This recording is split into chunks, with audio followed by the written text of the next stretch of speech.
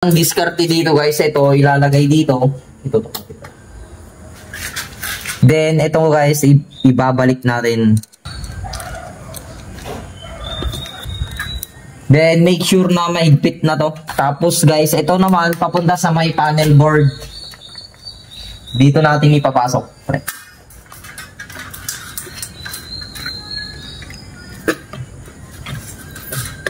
Ayan yung itsura niya guys.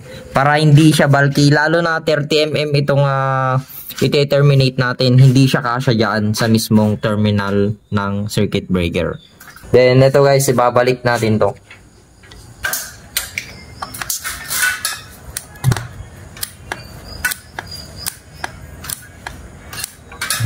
Ayan yung itsura niya guys.